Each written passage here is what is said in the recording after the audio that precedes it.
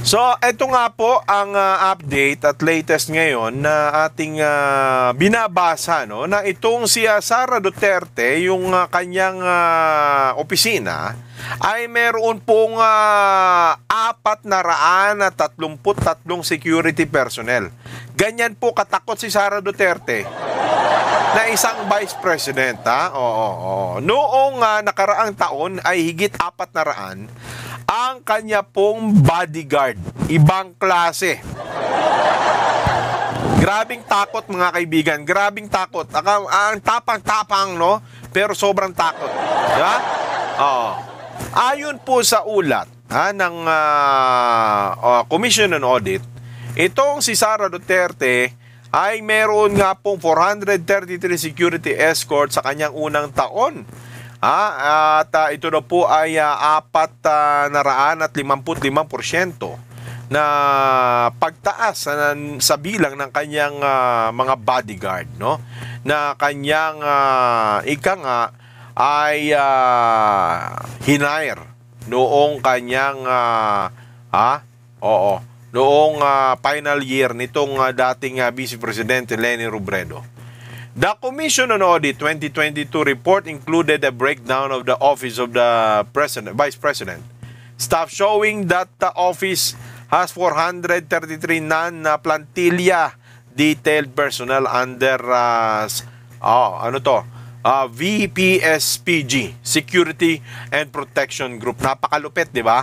Walang ganyan si Leni Robredo.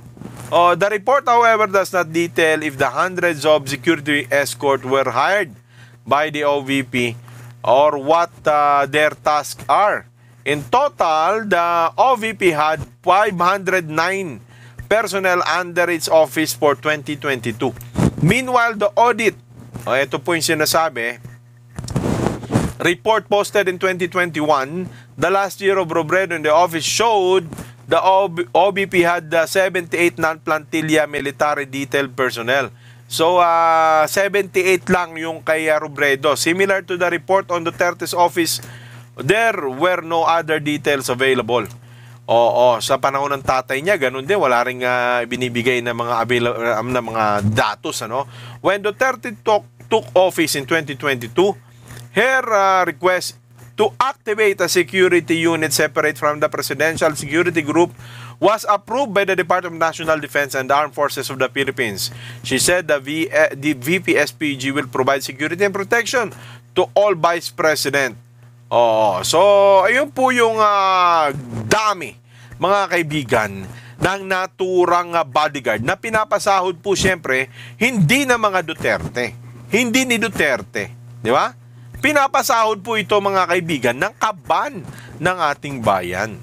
So kung titingnan ninyo, mga kaibigan, isang Vice President ng Education Secretary, mayroon pong higit 400 na bodyguard.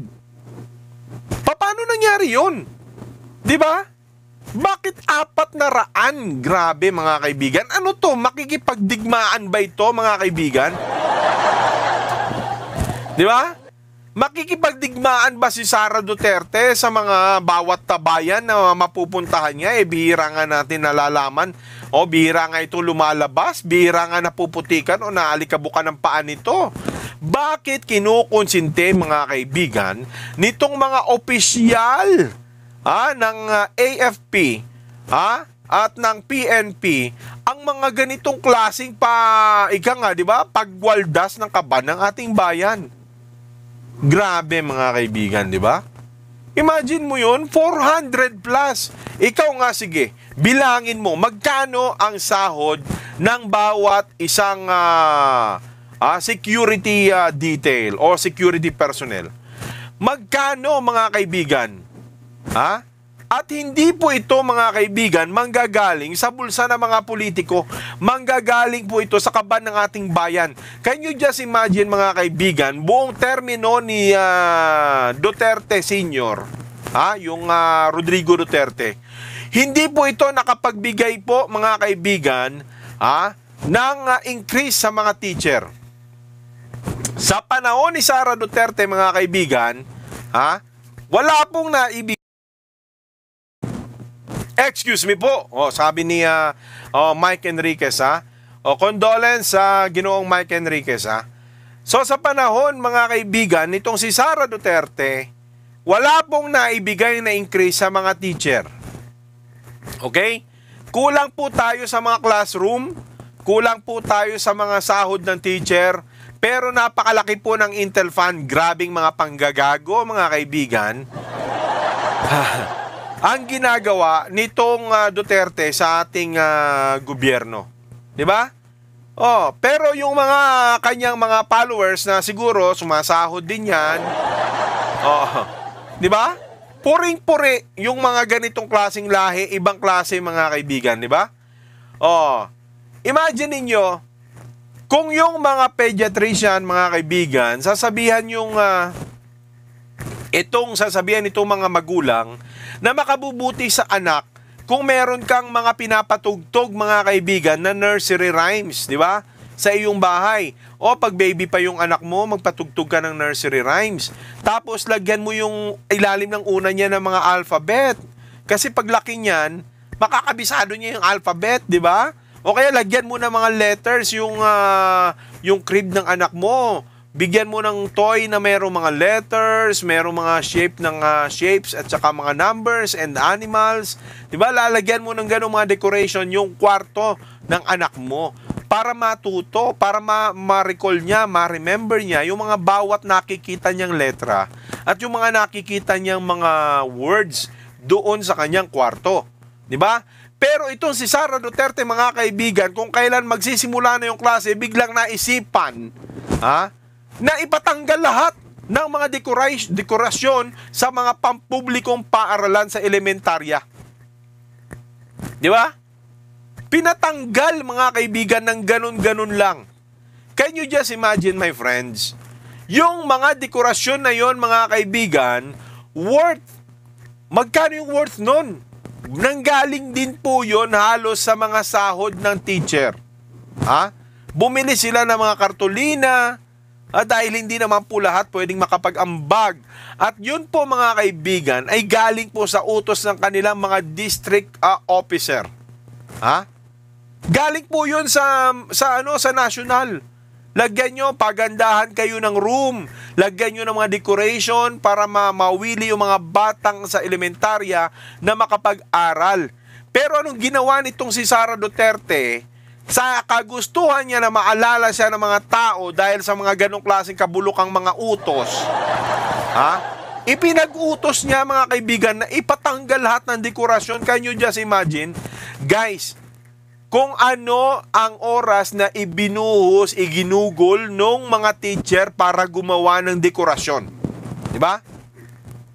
Hindi niya naiintindihan, mga kaibigan, na noong ginagawa yung mga dekorasyon na yun sa eskwelahan, napupuyat yung mga teacher, dinadala yung trabaho sa bahay, dahil baka itong si mga district supervisor no mga panahon na yun, mga kaibigan, ay mag-check up o bumisita sa kanilang classroom at hindi po sila bigyan na pasadong grado dahil binibigyan din po ng grado itong mga guro na ito. Di ba? Now, mga kaibigan, nung pinatanggal ito ni Sara Duterte, walang kaabog-abog, hindi naman ito, di ba? Naku, demunyita yung Ismael, Di ba? Hindi niya iniintindi yung hirap na dinanas ng mga teacher, mga kaibigan. Di ba? Hindi niya iniintindi yun. Last minute, inutos niya, tanggalin yung lahat yan. Pagkatapos nun, mga kaibigan, eto yung malupit, kailangan daw pinturahan yung classroom. Pinturahan nang walang ibang nakikita mga larawan, kung ano pa man. Di ba? Yun ang malupit, mga kaibigan. So ngayon, my friends, anong nangyari? Itong mga kawawang teacher, mga kaibigan, nahihiyang mangolekta doon sa mga PTA officers.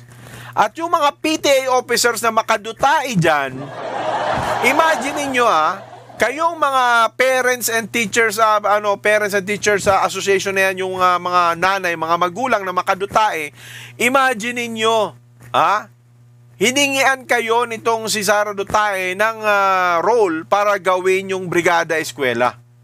Sa Brigada Eskwela, dapat kayo ay magtulungan doon lamang sa paglilinis ng paaralan, sa pagsasaayos nitong paaralan, na sana hindi kayo magastusan. Pero ano nangyari? Nag-ambagan na naman, mga kaibigan, itong mga magulang na, syempre may mga magulang na hindi makakasali doon sa Brigada Eskwela. Ha? So, magbibigay ngayon ng contribution itong mga magulang, mga kaibigan, ng pagbili ng pintura sa paaralan, sa classroom. Di ba? So, ngayon, mga kaibigan, kung iisipin ninyo, ilang daang milyon itong intelligence fund ni Sara Dutae. Grabe, sarili niya lang yon, mga kaibigan. Sarili niya lang. Can you just imagine na meron tayong education secretary na masyadong binibaby nitong ating kaban ng bayan? Di ba? Sinong ini-intel niya? Pinatanggal niya. May kasama bang ano yon? May kasama bang intelligence doon sa pagpapatanggal ng mga dekorasyon sa classroom? Di ba? May mga kasama bang ano doon? May mga kailangan ba siyang i-surveillance doon ng mga NPA? Can you just imagine? Tapos ngayon malalaman natin, mga kaibigan, na nagpapasahod siya ng higit 433 bodyguard. Di ba? Isipin mo yon. 433, mga kaibigan, na bodyguard na pinapasahod ng ating kaban ng bayan. Isipin niyo po mabuti yan. Kanino galing itong pinapasahod na ito sa mga bodyguard na yan? Sa mga Duterte ba? Sa mga Marcos ba? No, kaban ng bayan natin yan. Kulang tayo sa classrooms, mga kaibigan. Siksikan na naman yung public schools natin. Ha? Yung mga teacher natin, kulang na rin ng kanilang mga sinasahod. Bakit kamo? Dahil po sa mahal at bigat ng bilihin. Yan ang problema na tunay nating kinakaharap sa mga panahon na ito. At magugulat ka, mga kaibigan, na meron tayong Vice President na hindi naman pumupunta sa gera, mga kaibigan, pero merong 400 mahigit na private bodyguard. Di ba? May mga body... Grabe yun, my friend. Daig mo pa ang warlord niyan. Grabe. Remember, my friends, nung tatay nito yung naupo, lahat ng mga politiko na may mga sobrang bodyguard, ni-recall ni Dutae yung bodyguard. Di ba? Kasi daw yung tatay, sabi nung tatay ni Sara Dutae, sobra kayo sa bodyguard. Ni-recall ni Duterte yon, yung ibang mga bodyguard na yon. Pero ngayon, itong anak niya merong higit 433 na bodyguard. Di ba? Ay nako, mga kaibigan. So, anong kabulukan ito? Ha? Anong kabulukan na nangyayari sa gobyerno?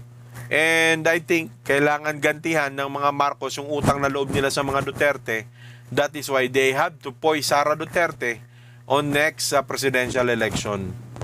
Grabe.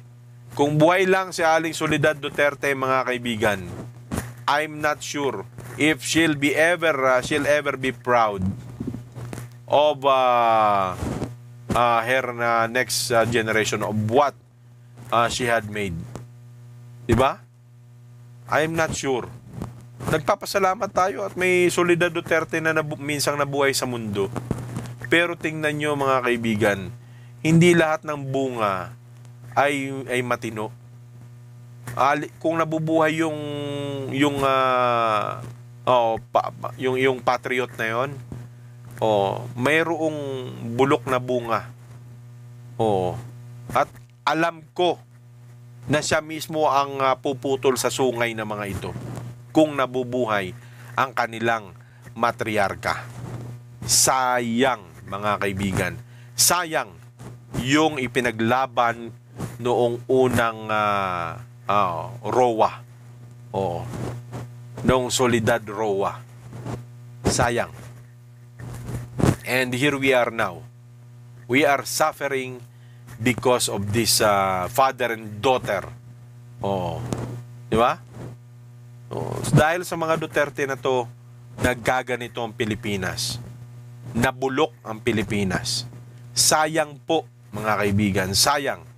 Well, anyway, ano man ang inyong saloobin ukol sa paksang ito, please comment down below. Don't forget to subscribe, share, like our topic for tonight. O our topic for the day.